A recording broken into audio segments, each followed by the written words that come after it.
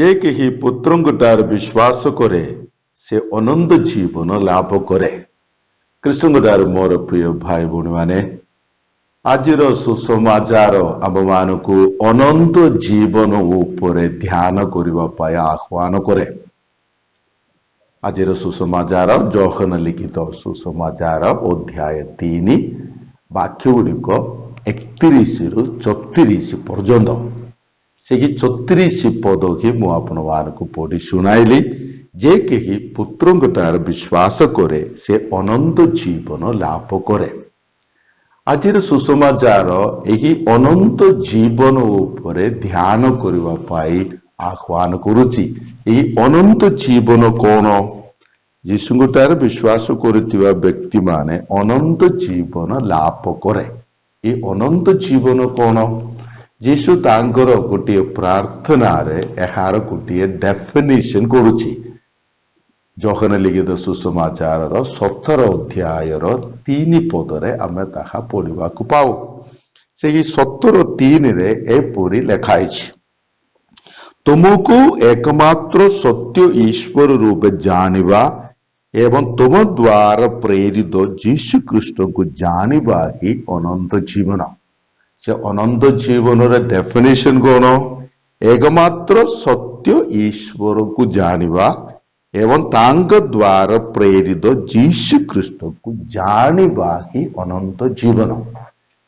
तेणु जेव अनंत जीवन जीशुंटार विश्वास करने द्वारा मनुष्य प्राप्त करे, से भितरे यही ऐश्वर्यिक ज्ञान अछि। तेणु अनंत जीवन केवल गोटे स्वास्थ्य, अनंत जीवन केवल जीशु को मु ग्रहण कली यही जगत रे गोटे मंडली रे भुक्त हेली से सीमित नहीं। अनंत जीवन विषय जानिबा मध्य यही अनंत जीवन भाग। यही अनंत जीवन रे आमे कौन कौन जानिब?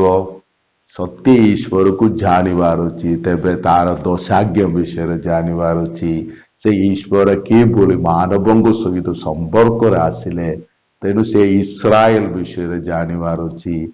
इस्राएल को जपरी ईश्वर अब्राहम के द्वारा प्रतिश्रुति करथिले, गोटे व्यवस्था करथिले, आउ से व्यवस्थार पूर्णता निमंते से मानको मिश्रा देश बाहर कर आनी से मरु प्रांत 40 वर्ष चलाई कानान देश संस्थापन करथिले। ए सब विषय आमे जानिबा को पड़िबो। कहीं प्रभु जीशु ख्रीस्ट जगत को आसिले, से केउटू आसिले, कुआड़ गले, ए सब विषय मध्य आमे जानिबा को पड़िबो। ए सब विषय रे ध्यान कले ही आमे प्राप्त अनंत जीवन व्याप्ति, तार गभीरता, तार उच्चता सब आमे बुझी पारिबो। ये अनंत जीवन यही जानिबा विषय रे 5टी विषय आजिर सुसमाचार रे मुक्त होछि। आजिर सुसमाचार आमे धीरे धीरे पढ़िले यही अनंत जीवन जीशुंटार विश्वास करथिबा व्यक्ति माने प्राप्त करुछि। से अनंत जीवन रे की विषय जानिबार अछि, से विषय रे बहुत प्रांचल भाव लेखाई। ताते सर्वप्रथमे से 31 पद से ऊर्ध्वर आगमन करती। तेणु अनंत जीवन विषय जानिबार अर्थ है ऊर्ध्व विषय गुड़िक मध्य जानिबा। केवल पार्थिव नले एक पृथ्वीर विषय नहीं, ऊर्ध्वर विषय मध्य जानिबार अछि। तेणु जीशुंगर जन्मदिन से दूतगण गाउतिले ऊर्ध्वरे ईश्वरंकर गौरव हो एवं पृथ्वी तांकर संतोष पात्र व्यक्ति मानकर शांति हो। तेणु से ऊर्ध्वर विषय चिंता करबा पाई आमे इच्छा देखाइबार अछि।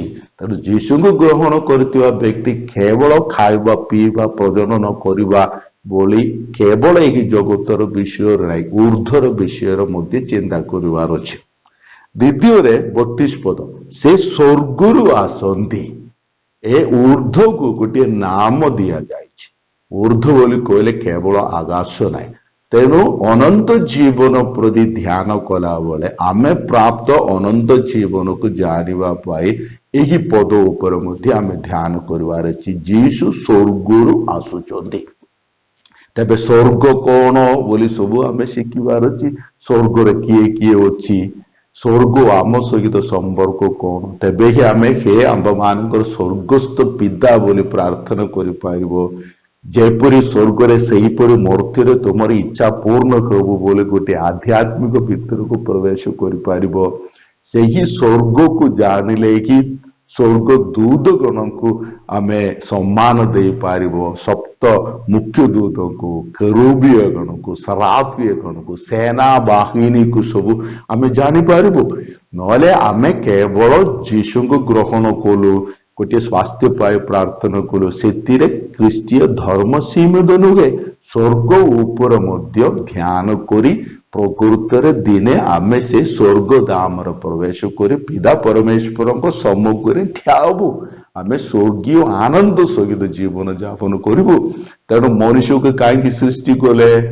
ईश्वर को जानी प्रेम करी सेवा करी मृत्यु पर स्वर्ग सुख भोग करने ईश्वर मनुष्य को सृष्टि कले ताहा ही आनंद जीवन ईश्वर को जानिबा प्रेम करवा सेवा करवा मृत्यु पर जो स्वर्गर प्रभु जीशु ख्रीस्ट ओह्लाई आसीते जो स्वर्ग को से आरोहण कले जो स्वर्गर से दीदी आगमन करेंगे से ही स्वर्ग मु प्रवेश करी तेणु से कि स्वर्गोन्मुखी होई जीवन यापन करवा यही अनंत जीवन भाग यही स्वर्ग को जानिले कि आमे पवित्र उपासना पद्धति जापर से स्वर्ग व्यवहार होता आलेली आमे मध्य जगत रे व्यवहार करूँ से प्रकाशित ग्रंथ 8 अध्याय रे आमे जो बोली को नले जो उपासना पद्धति को देउछु सेठी से माने दूब मध्य व्यवहार करुची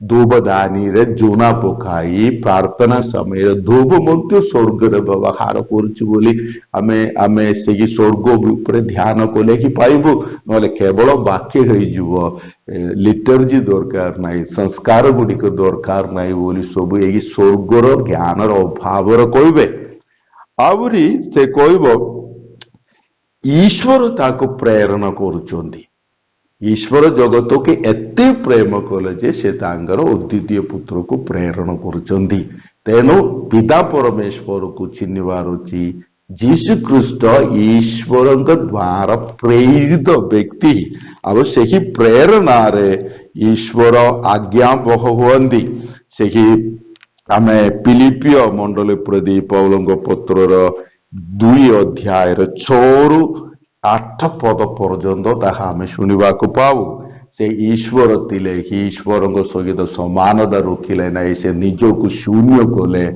एवं मानव हेले क्रूस मृत्यु पर्यंत आज्ञाबह हेले कार आज्ञाबह हेले जहा को ईश्वर प्रेरणा कले माने जीशु को जी प्रेरणा कले तार आज्ञाबह हेले तेणु जीशु को जानिबार अर्थ से कि पिता परमेश्वर प्रेम को से जेपुरी जगत को प्रेम करी तांगर पुत्र को प्रेरणा कले तांगर असीम सहिष्णुतारे आंब मानकर पूर्वकृत पाप सब उपेक्षा करितिबारु जीशु को ताहांग रक्त रे आंब मानकर पापर प्राश्चित बलि रूपे प्रदर्शन कले जेपरी जे केही तांग तार विश्वास करबा से माने केही विनष्ट न होई अनंत जीवन प्राप्त होबा से स्वर्ग धाम को प्रेरणा करिवो चतुर्थ रे से 34 पदरे कहा जायछि ईश्वर जाको प्रेरणा करन से ईश्वर को बाणी कहितांदी तेणु अनंत जीवन लाभ करुवा व्यक्ति से अनंत जीवन को जानिबा पाई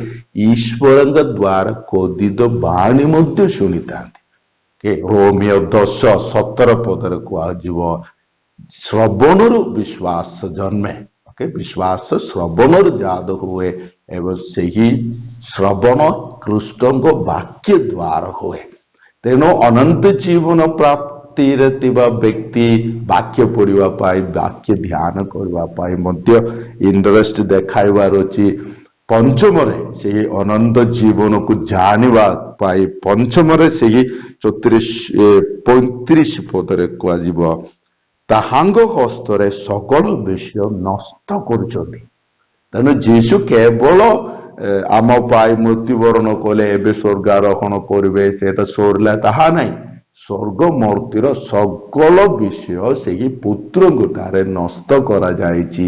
ତେଣୁ ପୁତ୍ର ଗୋଟିଏ ଅଧିକାର ସମ୍ପନ୍ନ ବ୍ୟକ୍ତି। ତେଣୁ ଯୀଶୁଙ୍କୁ ଜାଣିବା, ଯୀଶୁଙ୍କଠାରେ ବିଶ୍ୱାସ କରି ଅନନ୍ତ ଜୀବନ ପ୍ରାପ୍ତ କରିବା, ଯୀଶୁ ସ୍ଥାପନ କରିଥିବା ମଣ୍ଡଳୀକୁ ମଧ୍ୟ ଯୀଶୁ ଏବେ ମଧ୍ୟ ମଣ୍ଡଳୀ ମାଧ୍ୟମରେ ଆମ୍ଭମାନଙ୍କ ସହିତ କଥା କହୁଛନ୍ତି ବୋଲି ବିଶ୍ୱାସ ମଧ୍ୟ ଆମେ ରଖିବାର ଅଛି। ତାପରେ କହିବ ଯେ କେହି ପୁତ୍ରଙ୍କଠାରେ ବିଶ୍ୱାସ କରେ ସେ ଅନନ୍ତ ଜୀବନ ଲାଭ କରେ, ଆଉ ଯେ କେହି ପୁତ୍ରଙ୍କୁ ଅବଜ୍ଞା କରେ, ଅବଜ୍ଞା କଣ? ସେ ସତ୍ୟ ଧର୍ମକୁ ତାର ପୂର୍ଣ୍ଣତାରେ ଗ୍ରହଣ ନ କରିବା, କେବଳ ବାକ୍ୟ ହୋଇଯିବ, ମଣ୍ଡଳୀ ଦରକାର ନାହିଁ ବୋଲି କହିବା, କେବଳ ବାକ୍ୟ ଶୁଣିଲେ ହେଇଯିବ କିନ୍ତୁ ଦିବ୍ୟ ପ୍ରସାଦ ମାଧ୍ୟମରେ ତାକୁ ଅବଜ୍ଞା କରିବା। ତାକୁ ଅବଜ୍ଞା କରିବା ମାନେ ଯେଉଁ ଶିକ୍ଷା ଗୁଡ଼ିକ ସେ ସ୍ୱର୍ଗ ଉପରେ ଦେଇଥିଲେ, ଯେପରି ସ୍ୱର୍ଗରେ ସେପରି ମୂର୍ତ୍ତିରେ ତୁମର ଇଚ୍ଛା ପୂର୍ଣ୍ଣ ହେଉ, ସେ କି ସ୍ୱର୍ଗରେ ଥିବା କୁମାରୀ ମାରିଆଙ୍କୁ ଅବଜ୍ଞା କରିବା, ସନ୍ତଜନଙ୍କୁ ଅବଜ୍ଞା କରିବା, ଦୁଗ୍ଧଗଣଙ୍କୁ ସମ୍ମାନ ନ ଦେବା, ମୃଦଗଣଙ୍କୁ ସମ୍ମାନ ନ ଦେବା, ଏସବୁ ଅନନ୍ତ ଜୀବନ ପ୍ରାପ୍ତିରେ ଥିବା ବ୍ୟକ୍ତିମାନେ ଯୀଶୁଙ୍କ ବିରୁଦ୍ଧରେ କରୁଥିବା ଅବଜ୍ଞା ଗୁଡ଼ିକ। ତେଣୁ ଯେ କେହି ପୁତ୍ରଙ୍କୁ ଅବଜ୍ଞା କରେ ସେ କଦାପି ଜୀବନ ଦର୍ଶନ କରିବ ନାହିଁ, ଅଧିକନ୍ତୁ ସେ ଈଶ୍ୱରଙ୍କର କ୍ରୋଧର ପାତ୍ର ହେବ। ତେଣୁ ଯୀଶୁଙ୍କୁ ଗ୍ରହଣ କରିବା ବୋଲି କହିଲେ ସତ୍ୟ ଜ୍ଞାନକୁ ଜାଣିବା, ଈଶ୍ୱରଙ୍କୁ ଜାଣିବା ମଧ୍ୟ ଅଛି। ଆଉ ଈଶ୍ୱରଙ୍କୁ ଜାଣିଲେ ଆମେ ସତ୍ୟ ଜାଣିବ, ଆଉ ସତ୍ୟ ଆମମାନଙ୍କୁ ମୁକୁଳାଇବେ ଏବଂ ସତ୍ୟ ମଣ୍ଡଳୀରେ ଏହି ଜଗତରେ ଈଶ୍ୱରଙ୍କର ମର୍ଯ୍ୟାଦା ସମ୍ମାନ ସମ୍ବଳ ସହିତ ତାଙ୍କର ପୁତ୍ରତ୍ୱର ଅଧିକାରରେ ଆମେ ଜଗତରେ ବାସ କରିବୁ। ତେଣୁ ଯେ କେହି ପୁତ୍ରଙ୍କଠାରେ ବିଶ୍ୱାସ କରେ ସେମାନେ ଅନନ୍ତ ଜୀବନ ଲାଭ କରେ।